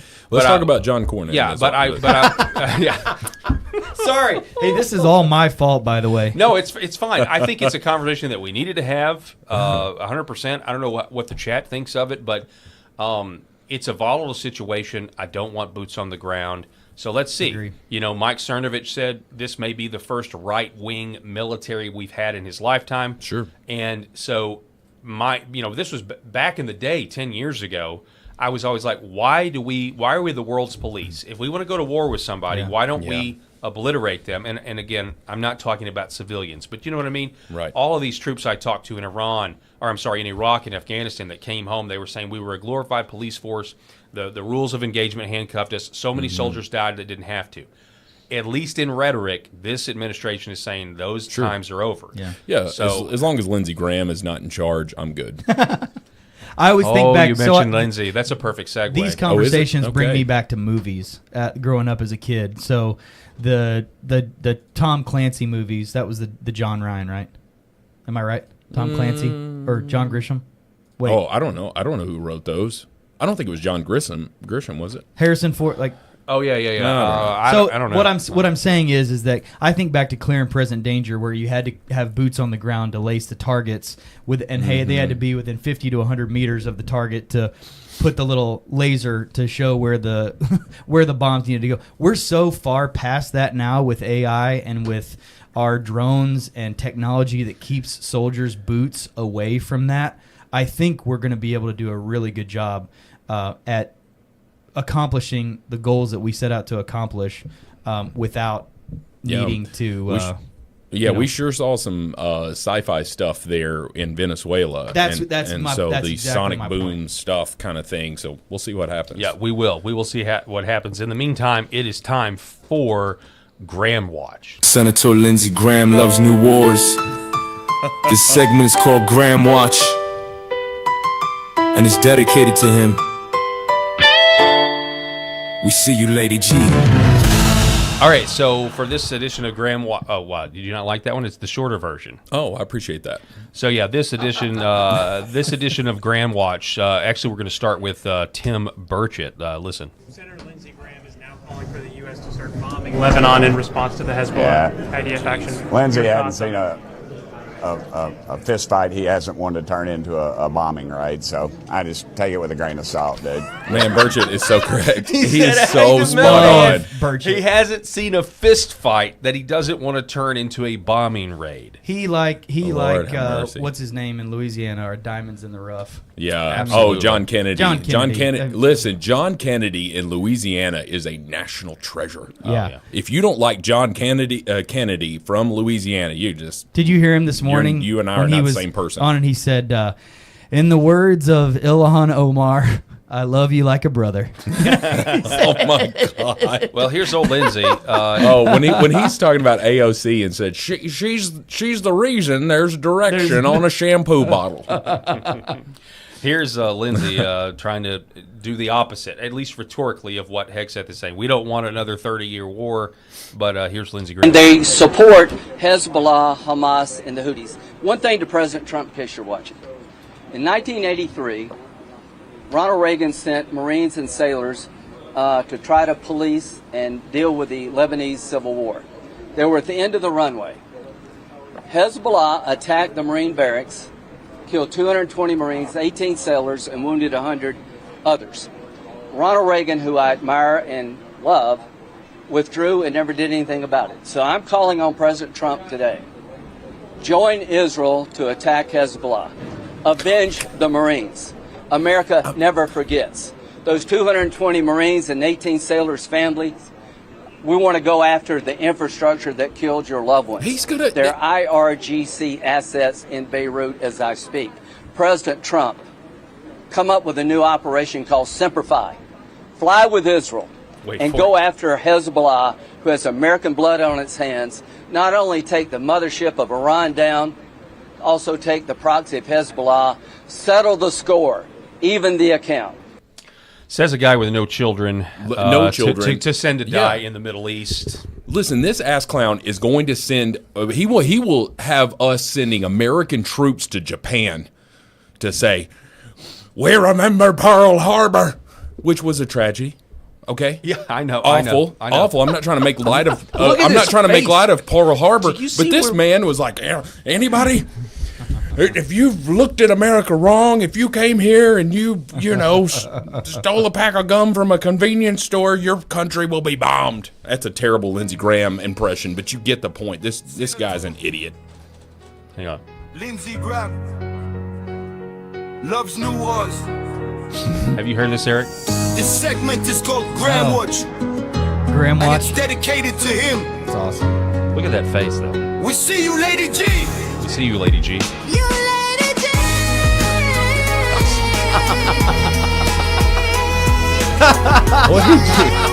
Where did you come up with that? Is that AI? Oh, man. Like for it. This is my favorite part.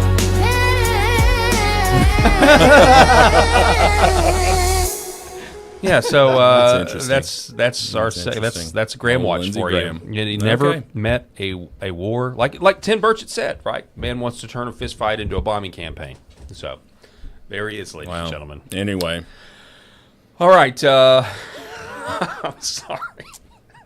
It's just, you know what? It's a perfect time to nailed it. Let's take a break. All right, nailed it. Well, Rob, I know you got to run. I got to go. I got to pick up the dog from daycare. We take him once a week. He's he's so pampered. We still got Eric. We're here on LFA TV for the next 30 minutes. We're going to take a quick break, and we'll be back here in just a moment. Rob, be safe in your travels. Hey, get your 7 weeks coffee.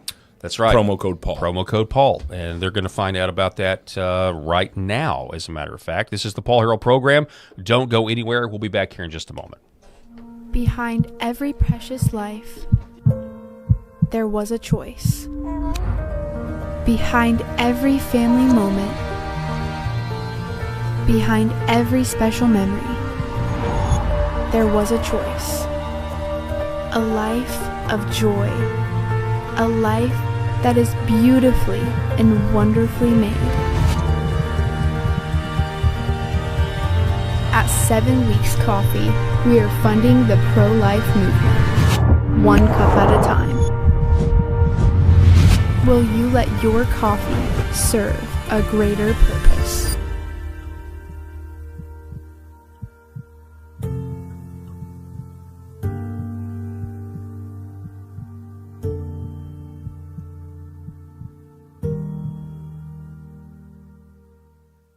The Arkansas political swamp is in total meltdown. And what do? Spew lies. Why? Because of a 21-year retired Army veteran, a decorated war hero, father, a proven leader in communities who puts Arkansans first, who won't sell out, won't take a knee to the Arkansas political swamp machine. You say you want change, well then vote for it. Then vote Brian Norris for Arkansas Secretary of State.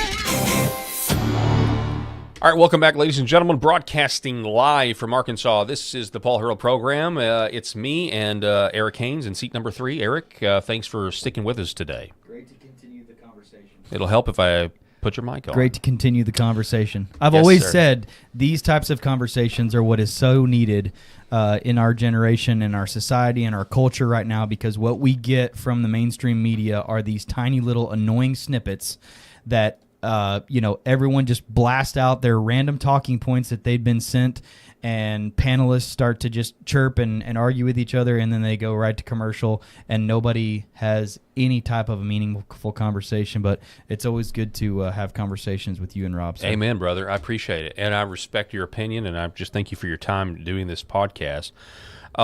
We have Bite Chomper. Lindsay Lou needs to be put in a padded room. Talking about Lindsey Graham. Also on the LFA TV chat, we have Peer Out saying Lady G warmonger. Hang on, there was another one. Oh, yeah. Well, you can also just keep it simple. Sherry Welch just says Lindsey Graham sucks. Yeah. Then we have Bad Moon 001. Lady G supports the war machine. Absolutely. Every single time. And what else do we have? Sherry's great, by the way. I was commenting with her a while ago. She's cool. Okay, good. Well, we appreciate the chat. We appreciate all of you guys and just everything that just you guys listening to the program, and we couldn't do it without you. Why does the GOP hate MAGA and, by extension, Donald Trump? That's what a lot of people are wondering. They're asking that question. We have this story here from... let's see. This is from Joe, the Gateway. Is this Gateway Pundit? No, it's Joe Hoff. GOP hates MAGA and Trump, the only president in history to have recess appointments blocked by his own party. So as we're hearing all of this talk about how, from the D.C. establishment, how Donald Trump needs to endorse John Cornyn, Trump says he's going to endorse one of them, Cornyn or Paxton. Just remember this. I mean, Cornyn is responsible for the gridlock, all the unsatisfaction that you have. Is you can blame on Cornyn, you can blame on Thune and all of this stuff because there just is no urgency, and they've always hated President Trump, and I don't trust John Cornyn, and I don't care what deals are made. Maybe there's some. I mean, I'm not in the White House. I'm not President Trump. Obviously, he's made deals all of his life, but stuff like this, the base is going to be very disappointed if President Trump picks Cornyn and doesn't endorse Paxton. It's going to be very frustrating. And so I wanted to highlight... Go ahead. Well, they hate Trump because he's the other side of the coin, and we need them to remind us why we love Trump so much. And they end up shooting themselves in the foot. It's great when they agree with them and votes go the right way, the big, beautiful bill. It doesn't look like the War Resolutions Act is going to pass. It failed the Senate is what the chat said. Yeah, so those things are great. I really hope that we can get the SAVE Act in to bring some integrity back to our elections, but it's good that they're there so that we can have conversations like this about why what President Trump is doing is important and why we put him back in office a second time. Yeah, so you're going to see, you're hearing people say, look, Cornyn's going to be the best person to beat Tallarico. Folks, Tallarico is going to be easy to beat, especially if you pick somebody who is more conservative than John Cornyn, because it will keep the base activated, enthusiastic, and they will turn out. There's a good chance that if Cornyn gets the nomination, that the base will stay home. I know that sounds kind of crazy because Tallarico's so nuts,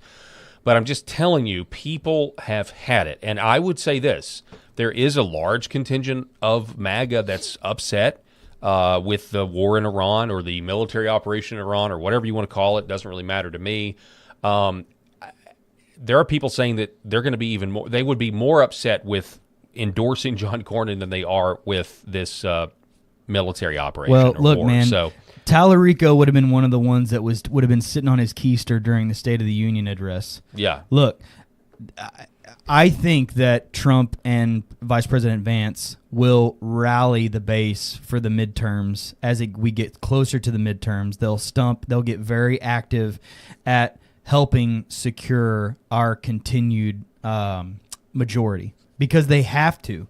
They know that their term is over. They know that they'll be the ones to suffer, and we will suffer if they don't. Well, this is how easy it is. This is like, so I'm just trying to debunk the D.C. swamp argument that Cornyn will be more of a sure thing than Paxton, who also has statewide name recognition. Incumbency does not matter here. Just because Cornyn is the incumbent, it just matters. It just doesn't matter at all. Ken Paxton has already won a statewide race. He's the attorney general. And all you have to do is play this clip of Tallarico on loop. Masculine and feminine. He's talking about God. Is both masculine and feminine and everything in between. God is non-binary. That's all you have to do. All you have to do to the people of Texas is play this. It doesn't matter what Republican candidate is running against this guy. All you have to do is play his wacky sermons where he's twisting Scripture into supporting the agenda of the left, like this one. Before we go further, I want to acknowledge that our trans community needs abortion care too. Defending trans Texans is something we have to do every day at the state capitol. And you better believe I'll be giving sermons on that too. So when I use the word woman, it should not be understood as an exhaustive Defending term, but rather trans Texans? as a lens through which to understand, examine, and interrogate patriarchy. Similar to how we specify anti-black racism when... He's crazy. Defending trans Texans to make sure they get abortions? That was his point there? Yeah. Defending this is abortion Democrat nominee care for Texas, James Tallarico, giving his first sermon. It was a speech on why God supports abortion. But before he began, he gave his disclaimer about how he knows trans people need abortions too, so as not to take his use of the word woman as exhausted. Look, he'll get a lot of votes out of Austin. And that voting base there in Austin, Texas. But outside of that, brother, no. I'm just saying. I'm sorry. I'm not making a prediction, but I'm just saying. It's going around on X and everywhere else from the D.C. swamp that Ken Paxton can't beat this guy. That is a lie. No, it is absolutely an a lie. Easily provable lie. This guy will be no problem, especially if they pick somebody that is not John Cornyn. Okay, John Cornyn will have a harder time beating this guy because of turnout alone. That's my prediction. I'm telling you. Okay. It makes absolutely no sense. Now, speaking of twisting Scripture, let me introduce you to this lady. This is, well, you can't see her. Let me see. Do I have the... Yeah, maybe you can see her now. This is a lady named Mariah Tallgard. Mariah Tallgard claims to be a pastor. She claims to be a woman, too. So she's a female pastor, the senior minister at Hamline Church, Hamline United Methodist Church in Minnesota, I believe. She actually was brought in as a prop by the Democrats during the Tim Walz Minnesota fraud hearings that went on today.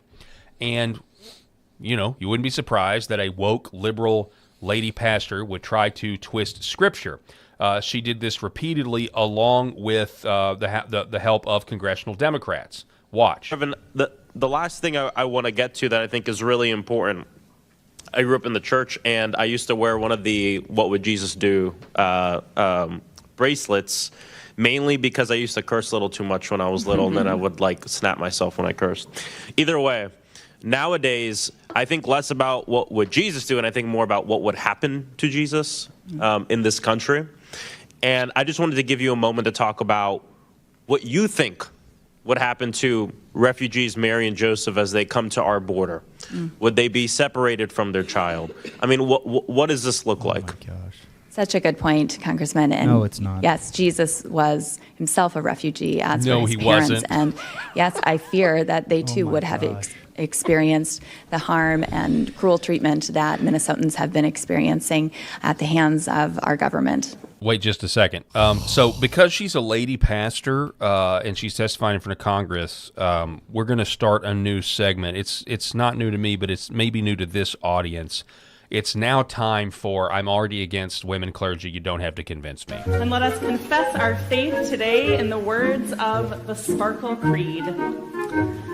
I believe in the non-binary God. And now it's time for I'm Already Against Women Clergy. You don't have to convince me. Yeah, so the candidate for I'm Already Against Women Clergy, you don't have to convince me, is this lady, Mariah Tallgaard, all right? So that's her? Yeah, that's her. That's this lady here, right? They're the same person. You didn't catch that? Bless her heart. So so yes, Jesus was a refugee. Okay, so we eventually get to the head of this. So in the middle of this testimony, okay, eventually a Republican gets to question her because she's there on behalf of the Democrats. And she decides to take out of context Matthew 24, where Christ. This is a very apocalyptic scene. He's going to. It says, Jesus is saying what's going to happen. I'm going to separate the sheep from the goats, and the sheep that are on my right, I'm going to say, welcome. Inherit the kingdom that's been established for you since the foundation of the world. That's been you've been called to, and I'm going to say, blessed to the righteous who have. Clothed me, fed me when I was hungry, all of the things.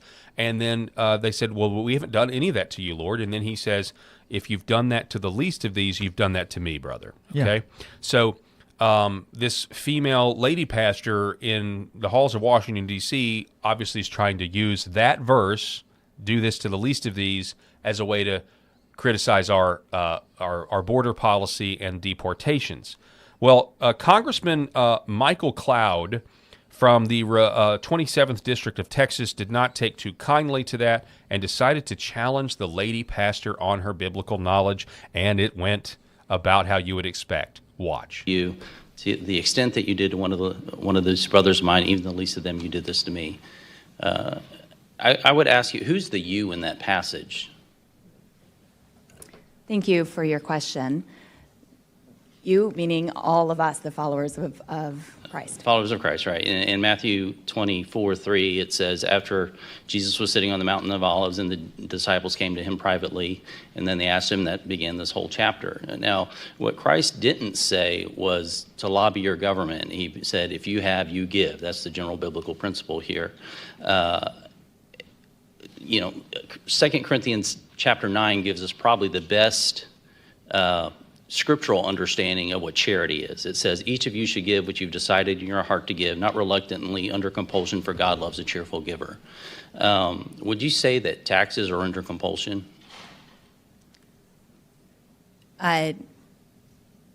Taxes are not my area of expertise, but But are they given under compulsion? Do you pay your taxes? As a U.S. citizen, I pay my taxes. Yes, because... I wonder, just point of fact, I wonder if she, as a minister, opted out of paying Social Security. Oh, totally. Yeah, she used her tax ID number. Yeah, she doesn't pay income taxes. We don't have the services that we need to support our... What happens to you personally if you don't pay your taxes? You get in trouble. You get in trouble. I would say that's under compulsion. So if we're talking about what charity is, I'm always amazed in D.C. how much of we get to define our personal worth as a politician or statesman or whatever you want to call us by how much of other people's money we give away.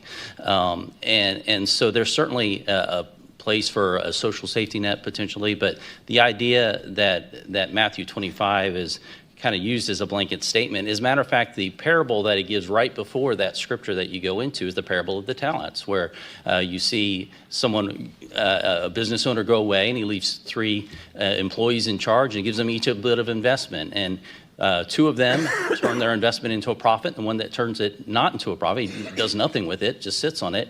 What does he call him?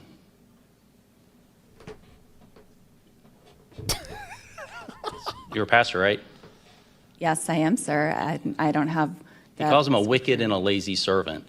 And so, scripturally speaking, God expects us to do something with what he's given us. Now, Romans 13 talks about the purpose of government. Scripture is replete with, there's different institutions that each have a different thing. The primary job of raising our kids and taking care of our families and the institution of the family.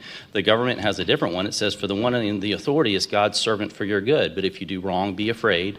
For the rulers do not bear the sword for no reason. They are God's servants to bring agent of wrath on the wrongdoer. Would you say that someone who commits fraud is doing wrong? We all are against fraud. Right. Is fraud theft? Would you agree that that's theft? Yes. As the 8th commandment says, thou shalt not steal. Would you recommend that someone in your church go into debt to give an offering in your church? No. Okay, so we have a massive program of fraud that's being paid for by taxpayers, and it's not really us paying it, it's really our kids and our grandkids that are paying it. And yet we continue to see this massive expansion, all under the taken out of context of what charity is being defined as. I thought the best part of today was Jim Jordan skewering Tim Waltz for being caught lying. And I mean, he lied. And the judges had called it out from the court.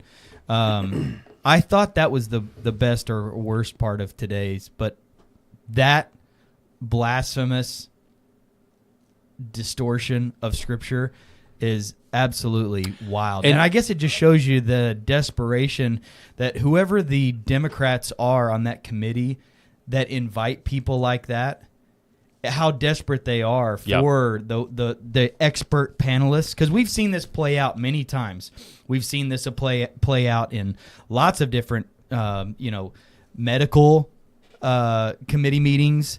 Now we're seeing it here with this. Like, what a bunch of nonsense. Yeah, I mean, like, how is she going to show up on Sunday now? I know. Well, to her, look, this is the thing. I mean, this is, in my opinion, this is. I mean, they do a least of these with fraud. First of all, she's a lady pastor that has spiritual authority over men in her church, which is obviously goes against what the Bible teaches about male officers or male clergy or clergy in general, I should say.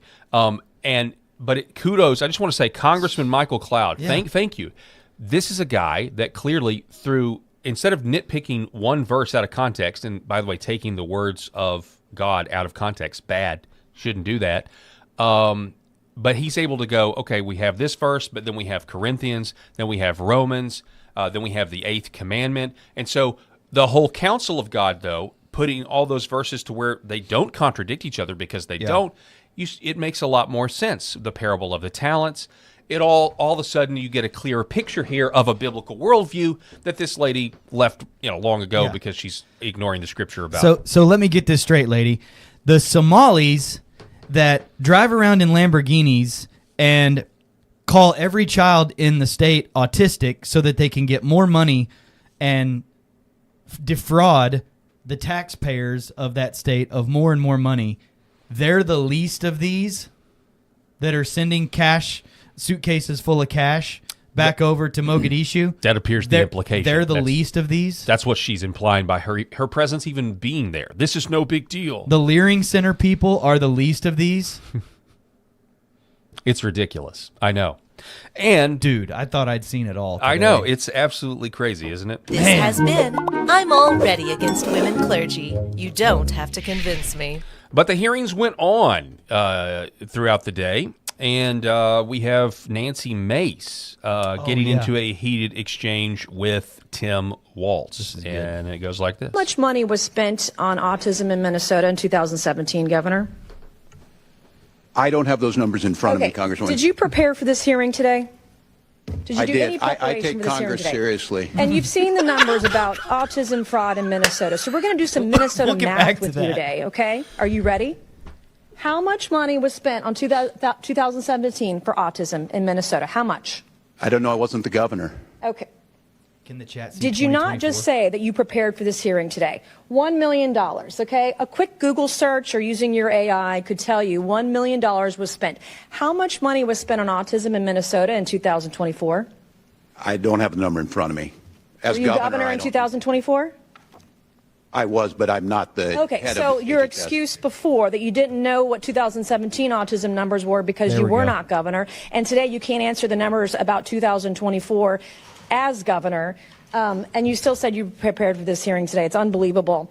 $343 million was spent in 2024. What percent increase is that from $1 million to $343 million? What percentage increase is that? I'm not here to be your prop. Go ahead and tell me. Well, are you governor of Minnesota or not? Yes, I am. I'm not. Well, I'm when not I'm a prop governor of for a South member of Carolina, Congress. you can sure as hell bet that I'm going to know the math. The math is 34,200% increase, an increase of 343 times what it was in this time period. Do you know the number of children in Minnesota? I know that Minnesota ranked as a top 3 state for children in the last year. What is the total population in Minnesota? 5.7 million. Okay. What is the total population of children in Minnesota? I don't have the number in front of me right now. Are you governor of Minnesota? I know 400,000 were cut out of health care last week by that's the not- actions you made. Are you governor of Minnesota? This is where it gets a little cringe. I am. And you don't know the number of children residing I don't have in the Minnesota? specific numbers. Okay. So I hadn't seen that. I hadn't seen it go all the way. Yeah, but if to you that if you spot. see here, it is kind of crazy. Like 2017, $1 million on autism to 2024, $343 million. This is kind of getting on what Congressman Cloud was talking about, and we've talked about this before. Like the whole Minnesota fraud thing is about taking care of the kids, right? We got to take care of the kids, and that's the emotional. Like we've got you. You're not going to take care of kids, and yet it's so much of it's fraud, the Leering Center and everything else. But then they do the same thing on the back end with the fake hospice houses. Totally. Because California has a bunch of hospice houses that don't even exist. And what's that? Well, it's pulling at your emotional heartstrings. We've got to take care of the elderly. And it's fraud upon fraud upon fraud. And I'm just telling you right now, this is just another thing. If people don't go to jail for this en masse, and not just a fall guy, I'm pretty sure the one of O'Keefe's sting operations exposed. Like, yeah, well, the FBI guy that got fired. Well, they'll pick a fall guy, but it won't be. Look, it's common sense. This is how it works. Government spends money. Government spends money on a scam. The scammers are expected to tithe a portion of those funds. This happens at the state level and it happens in the national level. You're expected to tithe a portion of that money that you got for nothing, to tithe it back to an NGO or a nonprofit or whatever. And then from there, it's basically laundered for you, and it can go into a campaign. It can go into Mark Zuckerberg's Zuckerbucks or whatever, and that's the operation here. Okay, and I'll just say this: Rob was talking about the Associated Press and how horrible the Associated Press is. I have been a journalist for 15 years now. And I have never gone to the Associated Press website and been asked for money. Now, maybe I went there a lot to look at what the mainstream media said. I've never gone to the AP website and been asked for money until Donald Trump defunded USAID. And as soon as Donald Trump exposed USAID, all of a sudden I was getting asked to donate to the Associated Press when I looked at one of their articles. This is just my experience. So, anyway, it is what it is. Nuts, man.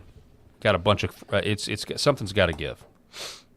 Well, and in the same way, I'm not conflating the two, but in the same way you pervert Scripture, there's this perversion of the healthcare world and the healthcare diagnoses and what fraudsters like this have done to the healthcare community in absolutely taking autism, the spectrum, what it actually is, and turning it into the last thing I want to get to that I think is really important. No, sorry, I don't grew know up in the where church, that is and I coming used from. to wear one of the. Oh, sorry. Less about well. No, go ahead. Go ahead. But turning it into something that can be used for bad, and we'll see this play out more, not only just in autism diagnosis but hospice care centers, in healthcare transportation places, the translators, all that stuff, all that ripple effect, like that is just a swamp of fraud and misuse of taxpayer money. And you're right, Keith Ellison, Tim Waltz, and others, they knew, and they absolutely were complicit in this. They can sit up there all they want and say, that didn't fall under my, that's not my wheelhouse. I stayed in my lane. I did this. I did all these great things. No, not at all. Yeah. They absolutely were involved in this, and they knew about it. No, they 100%. There's no way. There's no way that the airport scam could have gone on. The $300 million coming out of the airport, what was that, a day or a month or whatever? There's no way that happens without the TSA being in on it. Yeah. There are people that were in on this entire thing. And then, at a 30,000-foot level, you're looking at the demographic replacement of the country. there's a lot of different reasons you do this, but the main reason was we're going to import the third world and give them fake businesses. Some people would give them fake businesses to feel good about themselves because, oh, see, third worlders can start their own business and be business owners and pull themselves up by their own bootstraps, which creates a really positive narrative for, the third worlder. See, America is the land of opportunity. Never mind the fact that you're giving them generational wealth for doing nothing and they have no business. Look at our great Statue of Liberty video here, and we're just welcoming everybody. Yeah, and so they get all this clout. They pat themselves on the back, and then there's the other reason. Well, while we're giving them this free money and we're giving them the generational wealth, we can enrich ourselves with taxpayer money, and we can launder it and we can send it back to ourselves. There's just a lot of people in the Democrat apparatus that benefit from every single step of this fraud. And it's not just Minnesota, it's Ohio, it's California, and I suspect it's all over the country. Yeah. And it's not enough to expose it. I'm sorry, it's not enough. And I know the FBI's put some of these people in jail and everything else, but we need to know the politicians are involved. We need to know if you voted for this and you benefited from it. Did you vote for this? You voted to do this? You voted to start these systems? Yeah. Well, did you ever get any of the money that was laundered through NGOs or nonprofits back to your campaign? And if you did, I'm sorry, but there needs to be an investigation. You need to be charged. Waltz was trying to brag today about how, like 75 people were under investigation and got prosecuted and some went to jail for this stuff. And Jim Jordan stopped and said, whoa, wait. After that, it got worse. Yes. Don't sit here and try to take a victory lap, give yourself a trophy, and pat yourself on the back as if you stopped the problem. Yeah, you got a few people under investigation, but the problem got worse. The money trail and the coffers got bigger that went out to these Somali businesses that weren't actual businesses. Insane. Here's real quick, we're running out of time. I'm going to give you this clip. Do you believe the 70,000 strong Somali community as a whole has made a positive impact on your state? I do. So you'd be the opinion, fair to say, that the Somali community has successfully assimilated and is making Minnesota better? Yeah, I believe they're on that path, yes. I'm just curious by what metric you'd come to that conclusion. I just looked at some hard data. And do you have any idea what percentage of the native-born Minnesotans, all races, live in poverty in your state right now? I don't have specifically. I'll share it with you. It's 8%. For the Somali community, it's 52%. How about receiving food stamps? Same thing. All right, I'll run it down with you. It's 7%, and then compared to 54% in the Somali community, and then don't have it. Look at this. We don't have time for the whole video. Below poverty line, native Minnesotans, it's 8%, 52% in Somalia. Food stamp recipients, 54%. Native is much lower. No high school diploma, 39% of Somalis. Medicaid recipients, 73%. 81% welfare recipients, 87% social services fraud charges.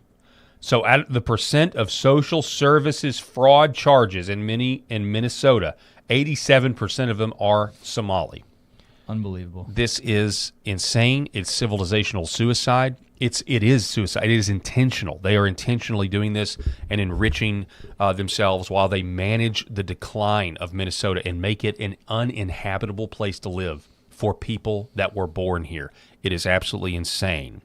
We've had a great show today. I've really enjoyed. Thank you, Rob, for being here wherever you are, buddy. Thank you, Eric. I appreciate it. Great conversation. And I just want to say we're going to continue to monitor the situation, the fallout from the primaries. It was a great night in a lot of respects. We're going to be monitoring President Trump's endorsement, and we hope, I saw Jeremy Harrell put this out on LFA TV, we are hoping that Trump does not endorse Cornyn. The base does not want that. The base wants you to endorse a guy like Ken Paxton. That is all the time that we have for this edition. Please like, share, subscribe this video. Follow me on X, @RealPaulHarrell, and we will see you tomorrow. Got both seats filled, I'm told. God bless everybody out there watching. We're going to hand it off to the next host.